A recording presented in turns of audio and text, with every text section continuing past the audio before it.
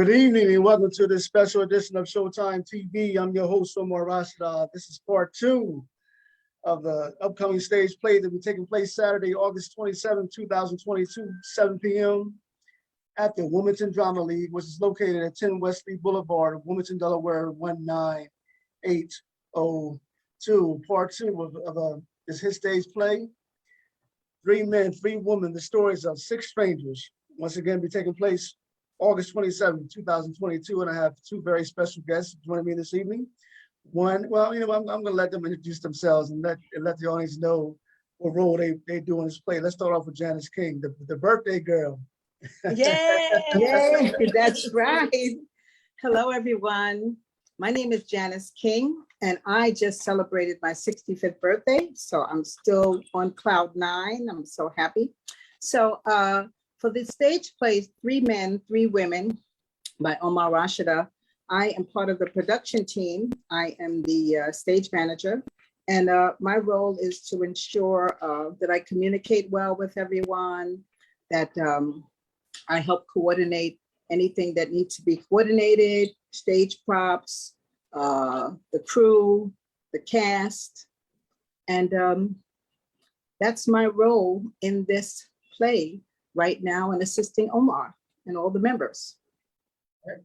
And Doshi, who are you? What do you do? Hi, how are you? My name is Doshia Keys, and I play Dr. Cherry Silver Perkins. Hey, listen, she is fiery. She is, dedicated to what she does, and just know that getting prepared for this part really has been truly deep searching, time put in, but I know because action is next week. So I just want to be where I need to be at, sir. All right. Absolutely. So let me ask you too, when you got the call of your respective roles, or the email or the text, whatever, how you got the message, I can't remember offhand. But when you got the message that you were going to be Dr. Terry, when you got the message or the invitation that to be the stage manager, I want to know, what was your immediate reaction? Well, I'll go first. My immediate reaction was, what? Wow. I was really surprised, actually, because I had no prior experience as a stage manager. And I said to myself, Janice, you can do this. You can do anything you set your mind to do. And I was really honored that you selected me, and I thank you so much. Doshia Keys. Yes, ma'am. Well, when I got the call, Mr. Rashida, I was just like, wow, like really? He was like, and you was like, yeah. I was just like, I was just like over the hill. I don't even know how, because I always thought that I could, do a little something. And so when I went in, I did try to, bring my with the how a high school, taught us from the Popular Street Players. I tried to bring my A game, so I wanted to make sure I do that. But I was just like not only was I smiling and happy on the outside, I was really overjoyed that out of everybody that you could have picked, you picked little old me. Well, I want to stay with you, Dosh. I want to give the audience an opportunity to know who you two ladies are. What you do, because you have a history prior to this play. Dosh, you have acting experience. But also, I want to talk about your acting experience a little bit. How you got started in acting? What made you want to be into the acting arena? And then, what do you currently do professionally right now outside of acting? That's you, Dosh. Well, I am a retired state worker. I've worked 17.5 years for the state of Delaware. Always been involved, like from church growing up, as our director kind of wrote. Nobody asked you, did you want to go to church? When you got to church, they told you, here was your Christmas piece, here was your Easter piece, and then it just so happened my second grade teacher was my Sunday school teacher. So I remember one one Sunday not going, why she bring that thing to school? And what was I gonna say? But thank you, ma'am.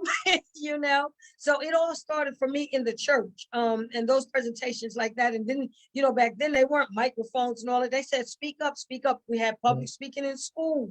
We had to do book reports. So I just kind of always like being on the stage, and just with it, preparing for whatever that you're doing, whether it's just you by yourself or in a case that we have now, a cast. There's definitely preparation, and it has to be dedication as well. So, you know, so now currently, Mr.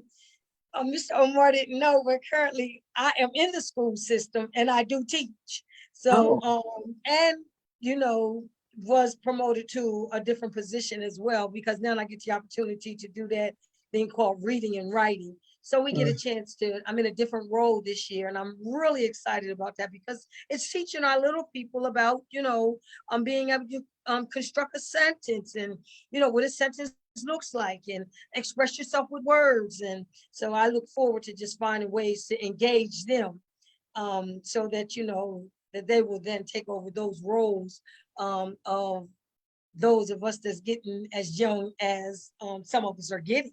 Yeah. So we just praise and thank God for that. Right, right. So, Janice, like I said, this is your first time being a stage manager, but you do have a history. Well, you know, well, not a very long history as you shared in previous shows, but you have a history of being a visual artist.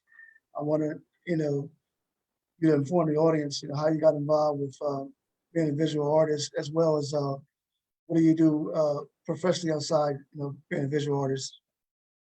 Okay, well, actually, I retired from New York City Health and Hospitals about maybe 10 years ago. And I became disabled. So I am now, and then I became a self-taught visual artist at age 60. And that was in 2018. So at this point now, I am still a visual artist. I host a radio show with WHGE 95.3 FM. And my show is titled The Wilmington Renaissance. And on that show, I do spotlight and give voices to artists of all genres. And I connect that show with the Harlem Renaissance. And at each show, I speak about an artist from the Harlem Renaissance. So that's what I currently do, in addition to being the stage manager. And I do lots of other things. I also do clutter counseling for many different people. People have lots of clutter in their home. They may have clothing or things around that they have not had the opportunity to discard, or not knowing what to do with it. They just let it pile up. So I counsel them and help them to eliminate some of those things. Yes, and I also, through my art, I have a clothing line. I have a wearable art clothing line that I designed with my art and art products. So both of you ladies are very busy. Yes. From sunset to sunrise, you keep it going. Both of you ladies are extroverted in regards to your personalities. When you, perform in front of others, speak in front of others, do lectures in front of others, as extroverts, well, I believe you're extroverts. Y'all might think differently, I don't know, but to me, just looking from the outside in, you're extroverts. Do you get nervous when you're making a presentation, or when you're performing in front of people, or when you're doing an art show in front of people? Because a lot of people that they're afraid of public speaking. They get nervous in front of a lot of people. They don't like the limelight. They'd rather be in the background. But both of you ladies are like right in the center. I mean, you're right there. All eyes are on you, as Tupac Shakur say. So, do any of you two ladies get nervous? We can start off with Doshi.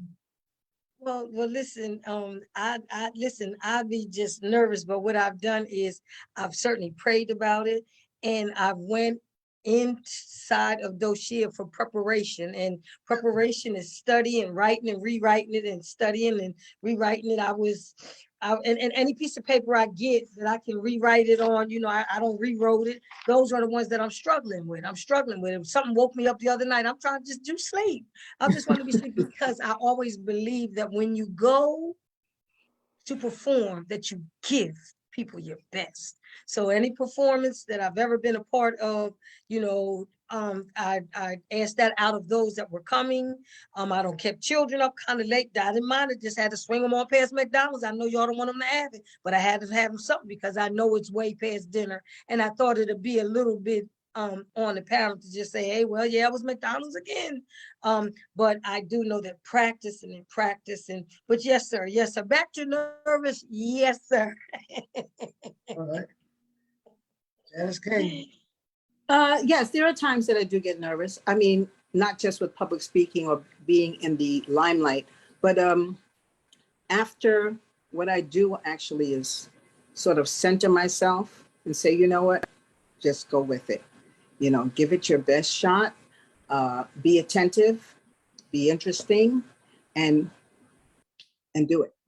So my best times is when I'm just out in control of things and I can just flow with what's going on. Yeah. Dos, you mentioned a word earlier, preparation. And you are a school teacher, and your character, Dr. Cherry Silver Perkins, is a school teacher. So I guess in preparing for that role, I guess being a teacher, helps you. So in regards to having love and passion for the children. So with your character, Dr. Terry Silver Perkins, you see yourself in her personally. I see her fight. I actually come from out of the 60s. My daddy was a Garveyite. So, way back when it wasn't very popular, we were talking about African for Africans home and abroad. That's and right. just throwing me out of that classroom, so by the time I got there, because it's 11 of us, by the time I got there, pretty much the social study teacher said I pretty much could do anything I wanted to do because I wasn't going to get but a C because they didn't hear another thing about those things I was bringing to them. So I just went to the music room because I love music. I love music and I love dancing and I love to see, people that are in together having a wonderful time, with each other. But yes. And Janice, this your experience being a leadership. You have you're an entrepreneur. You have your own business, visual artist, as well as clothing line, and you are hostess of your own television program. So, with those leadership qualities, did that help prepare you in terms of being a stage manager? Yeah, stage manager requires quite a few skills, and one of them is a leadership skill. And with all of the experience that I've had in many different professions and in many different posts or titles, I've combined all of those. And those should talk about research. A lot of what I do requires research, whether it's my art, looking at something, whether it's me planning out my wearable art, the clothing line, even on my radio show. I do research on the persons that I am having to appear in person and also on the artists from the Harlem Renaissance. So I have to do research. And for this stage play, I've done some research actually to find out what the stage manager production team entails. So yes.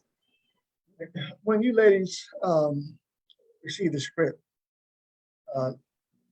whether you scanned it or read through it from the beginning to the end, what emotions came out of you?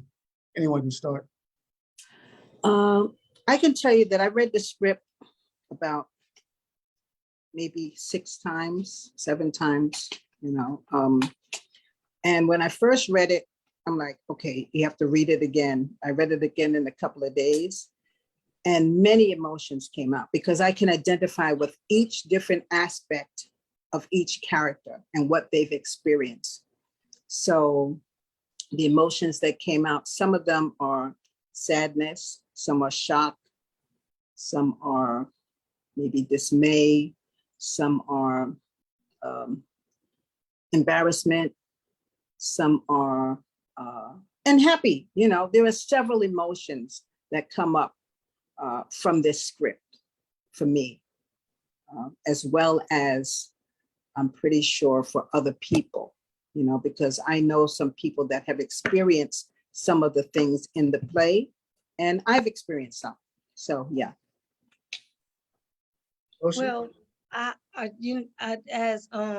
Miss Janice said, when I read through it, you know, it, I had to put it down because you know, emotionally, I could identify with, you know, quite a few things that was going on in there. So then I came back and I looked at it from the writer's perspective, and Mhm. then I looked at it as the um being part of the role that was chosen to be um uh part of the play. So when I put all three of those together, it just made me feel so absolutely blessed that I was around such great talent, because about 2 years ago I went down Atlanta to my great niece. I was to assist her and her family. And then once I got there, we was cool, and I came on back home, that there was no need for me. But all I was saying was I was going over to Tyler Perry's. And here's Tyler Perry right here in Wilmington, Delaware. So when I got that call, you know, number one, that there was a play, and that, you know, I could possibly audition, and then to be, because I had told you know, Mr. Omar, that listen, I'll be whatever you want me to do. I sweep the stage. I just want to be that close to be part of, you know, because I always remember with the Honorable Marcus Messiah Garvey said the greatest leader is one that can follow. So I listen, I don't have no, Mhm. I just want to be wherever I can, that it will not be good, but to be great. I Yeah. want, when they walk in there, they say, listen, that y'all gonna have to go back up and do that. And we like, no, y'all gonna have to. We got like another whole two, you know, cast of people that's out there waiting to see the works that you know, this young man does. So I'm just, you know, I'm just telling you that it was just all of that all together. And as Miss Janice, you know, put in there, it's just, it was like that. It was like that. Yeah. You know, whenever you're dealing with majority of plays you see out there, you have a full cast, maybe 6, 7, 8, 9, 10 or more characters. Um, I think, you know, when you're in a play and you're dealing with so many different personalities, you're dealing with egos, you have to develop a chemistry among your fellow actors and actresses. So this would your experience has been involved with maybe not just this play, but maybe other things in life or other plays in the past. What are the key elements, what you two ladies say is important when bringing the play together to make successful when you're dealing with so many different personalities, age groups, because culture comes into play? Because you got, I think, if you look at our play, the youngest is 10 years old. He's the man, Clave, and then the oldest side. Like if you do that there, I don't see my age out there, but you know, we have a diverse cast in regards to age, in regards to backgrounds. So what are the key elements would you say makes a play outstanding when you're dealing with, like I said, so many people? I would say what makes the play outstanding, and even to deal with so many different people, is knowing personalities. You know, one of the things that I do is try to communicate. I do communicate with people regardless of their personality, and you meet them where they are. You have to meet them where they are, communicate well with them, listen to their needs. You know, sometimes people, whether they're playing a character or not, you know, have whatever going on with them, and trying to understand them and just moving along to get the job done, you know, speaking to them in a way that they understand that, okay, cool, I understand that, we have to get the job done. So that's basically, you know, what I do. Yeah. Well, I came from that era that, you know, whatever you do well. If you're a leaf picker upper, be a great leaf Mhm. picker upper. So whatever that you do it well. So now to do that, you must practice. You've got to put something in to get something out. I mean, those that, I always say it like this, those of us that looked at our timetables one time and learned our timetables 1 through 9 the first time they had it. Well, you're great. But the rest of us had to go over. We knew 1 would be cool. 1 too bad with 2s. But when you start getting up in them 4s and them 8s and them 9s, you know, and so what was it? It was over and over and over and over. One must commitment, you know, that type of commitment. You know, we have commitments to our job. We have commitments to, you know, our spiritual growth.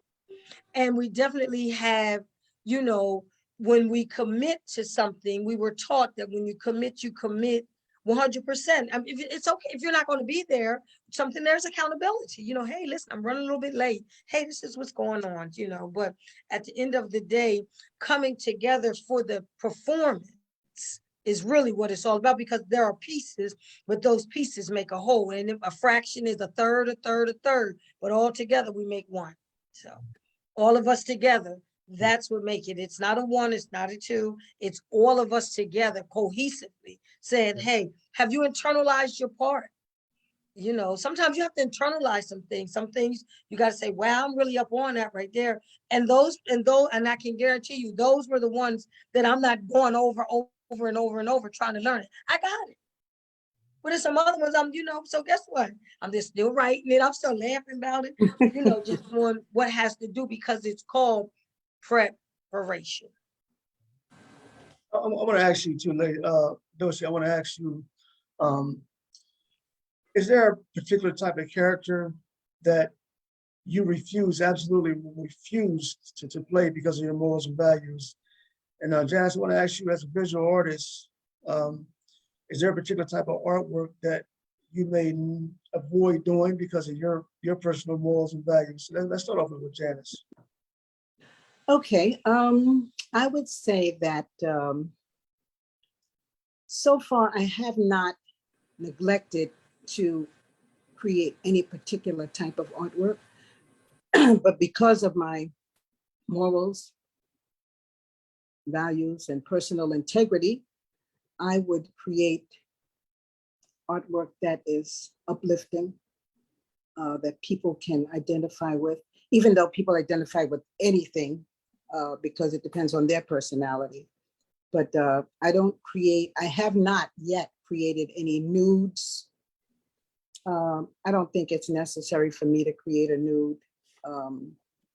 Yeah, that's about it. I have not, you know, I want to create something that's going to be great and really uplifting for a person to look at, even though art emotes whatever emotion for the person, you know, what they see in it and what they can identify with.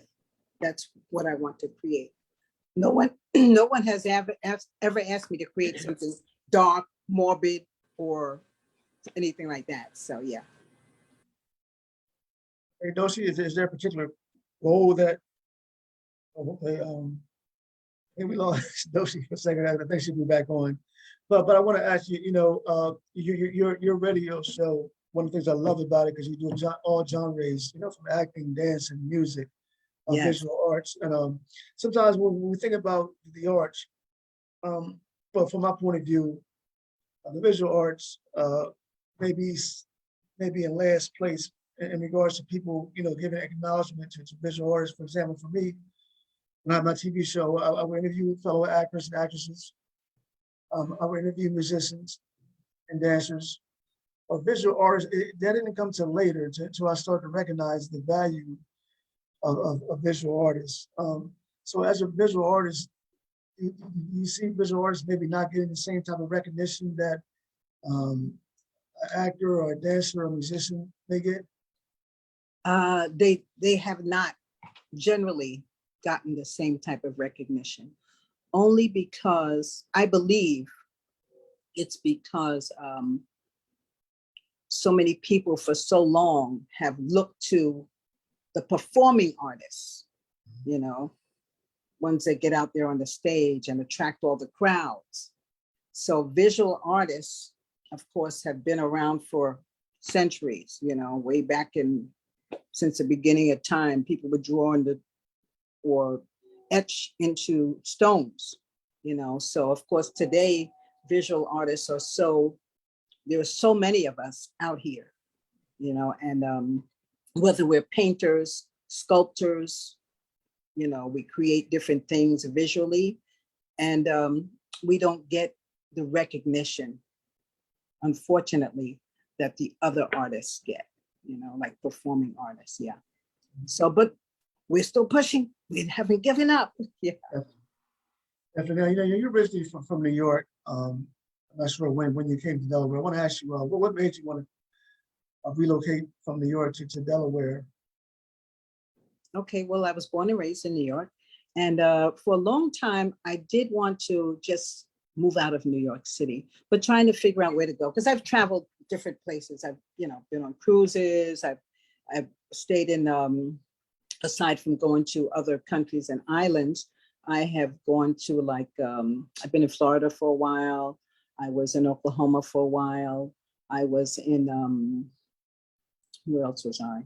In New Mexico for like a month, you know. So, but I just wanted a different environment. So when my sister moved down to Delaware, I came to visit her and I'm like, oh, wow, I got to really get out of New York, because New York is a beautiful place. Don't get me wrong. You know, it has its ups and downs, but it's still a beautiful place, but it's so crowded, you know. Yes, it is. And I needed, at this point in those past years, I needed the space. I just needed a different environment to look at.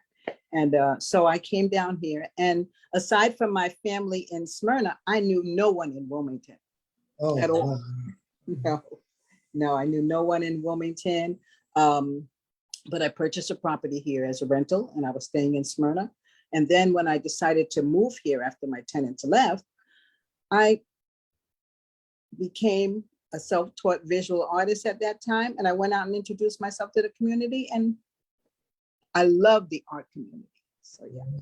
You know, so we have some pretty well-known visual artists here. You know, we have Demetrius Wilson Bullock, Yeah. we have Crystal Baynard, we have Miss Eunice Lafate.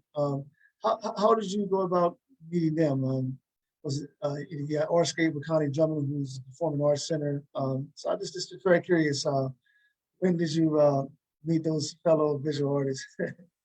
I met them actually in 2018.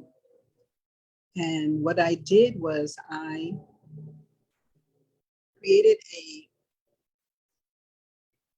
created some business cards after I formed my business with the art. And I went out. I also created a letter of introduction to get out of non-existence, actually. And I went out to introduce myself to the community. I first went to Neighborhood House, and then I got a teaching position there for the summer, teaching children arts and crafts. And then I went to Market Street. I just walked around in the summertime, and first person I met was Demetrius Bullock at Artscape. Oh, wow. And then I went up the line. I met Eunice Lafate. I had actually done some research prior to my going out, because I had heard that there was a lot of artists in this community. So I had heard about Lafate Gallery. I went and introduced myself to her. At the time, there was Loma Cafe before it was Milk and Honey. I introduced myself to them. And then I had a art exhibit here at my house, and I sold my first piece. And then after that, the first public space that I was at was Loma Cafe, which is now Milk and Honey on Market and 3rd. Yeah. So, and then I met Connie. Yeah, and Dr. J. Macklin, and yeah, that's how that happened. Okay. All right, so once again, ladies and gentlemen, this is part 2 of 3 Men, 3 Women, The Stories of 6 Strangers, which will be taking place August 27th, Saturday, 7 p.m. at the Wilmington Drama League. Tickets will be sold at the door. So we'll go back. We'll join us once again. We lost you for a little bit, Dosi Keys. And Dosi, you are muted. You have to unmute yourself. Hit the video button. I mean the sound. You're muted. Got it. Thank you. Yes, I just got kicked out. The computer just did. I said, let me go to the phone. That's what the modern technology does. So sorry. Right. Okay. You know, I want to ask you too, Dosi, you made mention earlier of one of the impactful leaders in the African American community or Jamaican community, the African community, the Honorable Marcus Mosiah Garvey and Garvey Yacht. You know, I'm looking at this play, and I'm looking at the main characters for the females. These female characters are pretty strong. They're educated. You know, they got their own careers. So how important is it? You two are ladies. So I want to ask you two ladies, how important is it to see the females in this particular production be a positive influence? Because let's just face it, sometimes when we look at productions, you may see a female playing a role of a prostitute, you know, she may play the role of a sex symbol. You may not see her as strong, educated, career-minded. So how significant is it to see such a powerful woman in this play production? Anybody can go first. Okay, that is very powerful to see strong women in this production and anywhere, you know, as opposed to seeing women who are on drugs, playing drug addicts or prostitutes. Those, I mean, we know those things exist, but I would say to you that it's really a pride to be a part of this play and know that the women there have faced situations, but they've overcome. And that's most important, because as women, of course, you know, we are really strong and we are leaders. And sometimes we don't have the opportunity to portray that. And this play gives them the opportunity to do that. So that's great.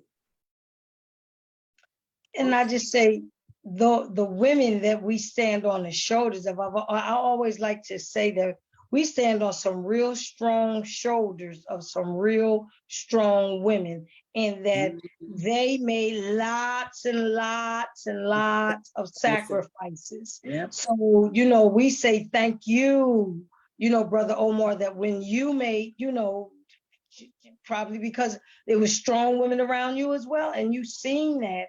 And we're not saying that there aren't things that are happening in the community and to our women, but you know, even some of them have even still came over some stuff.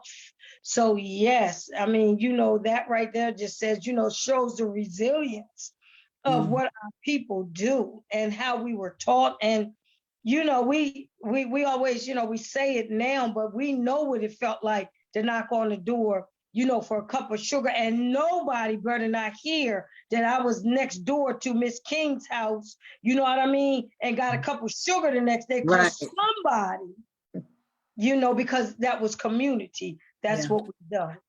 So, you know, that's really pertinent. And it, you know, again, just grateful that we stand on those women's shoulders. Men too, but go ahead. we're talking about strong women. But can I just say this one thing? Got disconnected was what role would I not do? I wouldn't do a role that would debase my character as a person or as a woman in any kind of way. So, and I pray.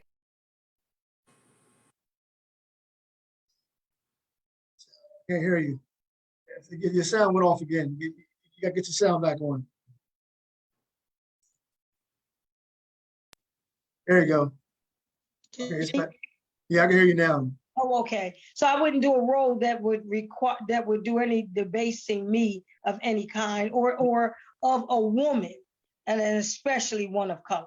Right. Absolutely. Exactly. You know, I want to ask you two ladies a question. I mean, you kind of touched on it earlier, but I want to get a little bit more in depth.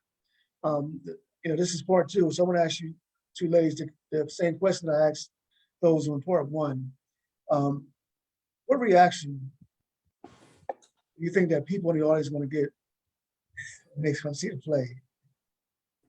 Anybody can go first. When they come see this play? Yeah.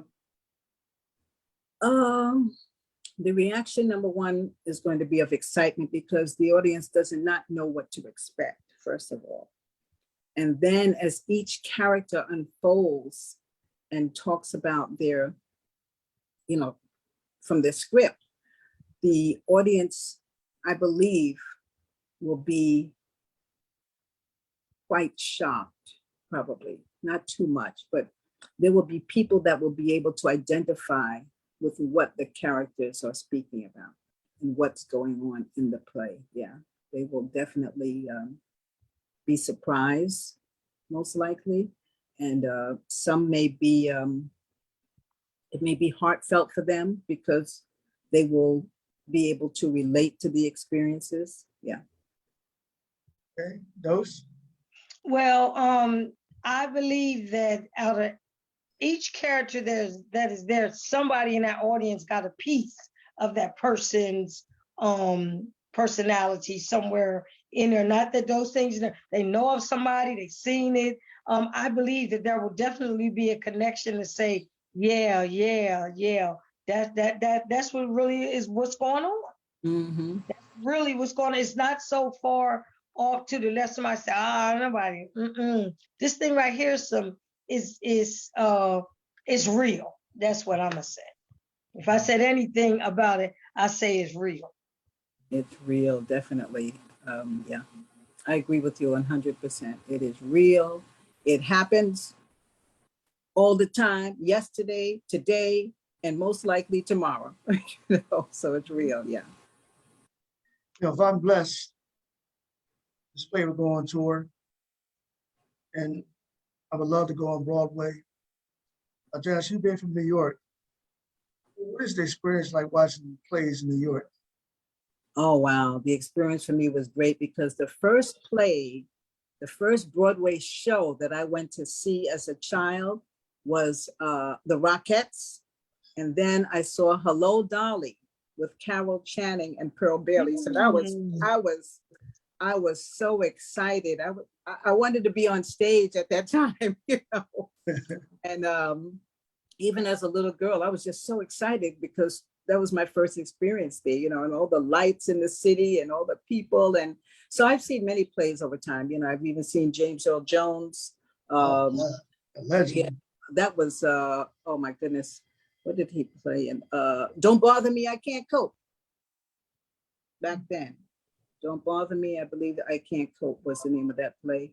I'm trying to think of the other ones that I've seen, but I was just excited to be there, knowing that those experiences were going on. I hadn't experienced any of those things, but and sometimes even as a youngster, I didn't understand it, but just knowing that people were on stage performing, you know, and that was really exciting for me. But as I got older and watching plays, and I've seen off-Broadway plays also, you know, even plays in churches, you know, that were really, really intense or exciting, interesting.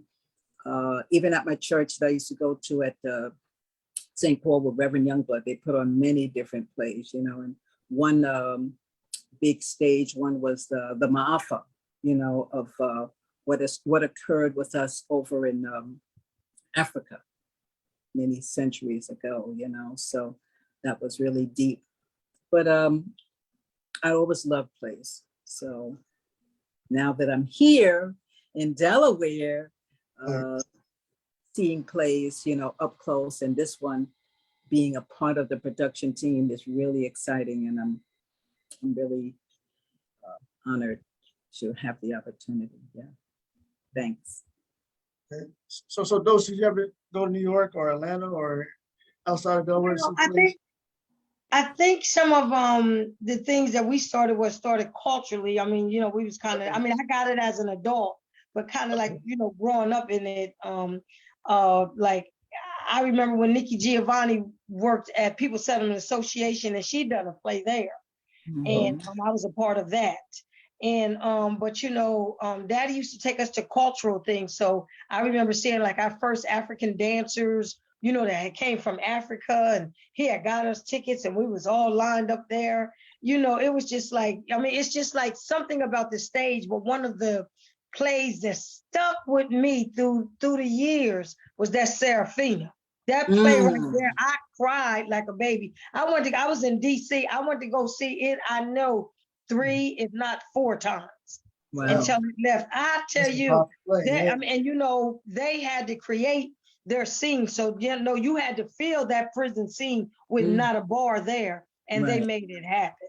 So, you know, that's the exhilaration that I believe that I remember when I was a part of a little production I put together for Color Girls Who Have Considered Suicide When the Rain Was I Up. remember that. I Yeah. did the Lady in Yellow without any assistance or guidance from you. And I took two of them and said, no apologies. Then I had the Lady in Red, and then I had a lady that was in yellow. And we just did a little small monologue. We've also done it at the church. So, I mean, it's just something about being on a stage and being a character.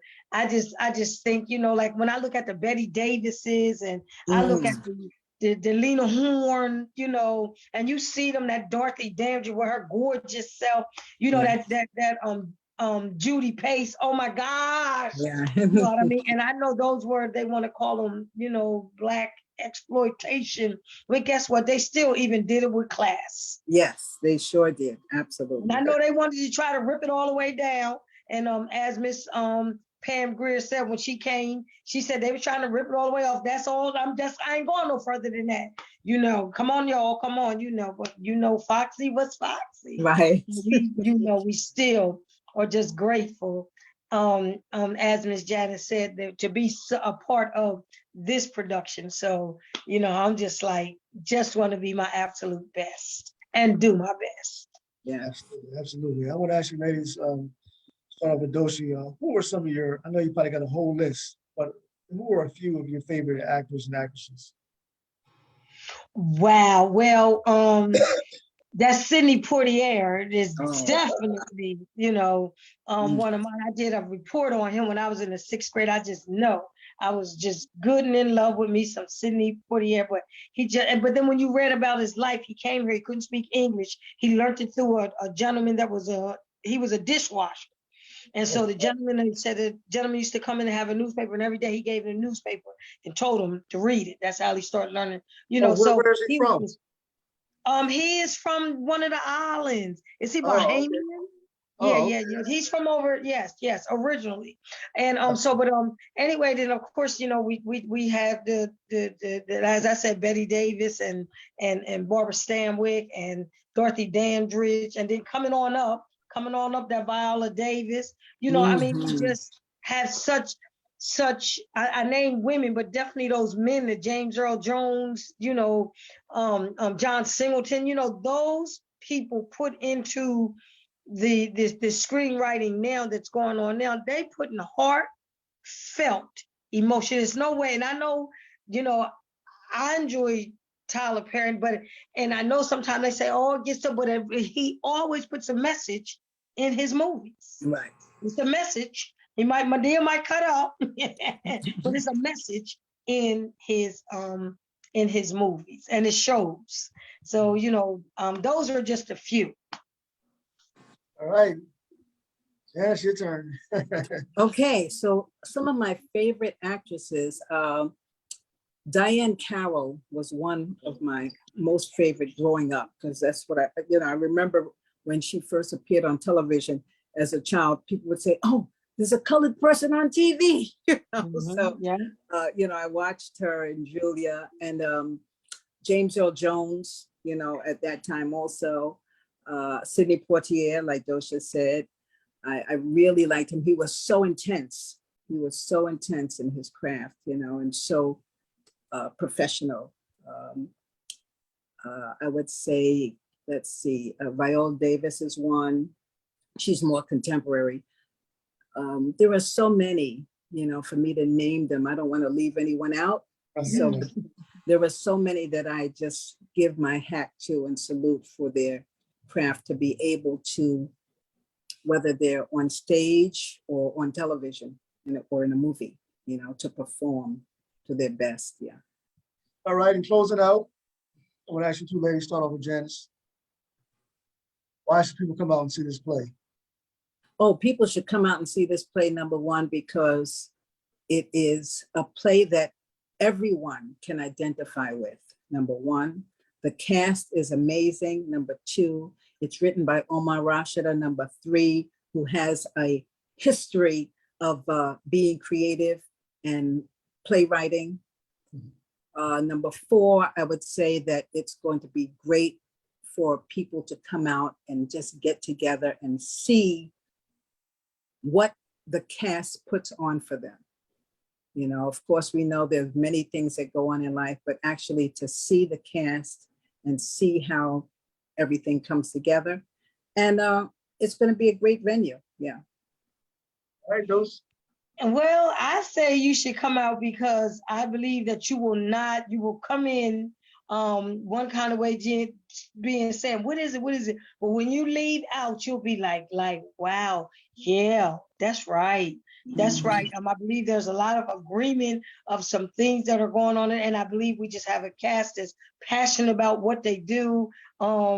We have a production manager that makes sure that we're on task, you know, and as she says, with with the kindness and the gentleness, but guess what? It still got to be done. Gotta That's be her done, job. yes. She don't come in with the iron fist. Now she could, because we coming down to the wire, but that's not the way that she is choosing to do that.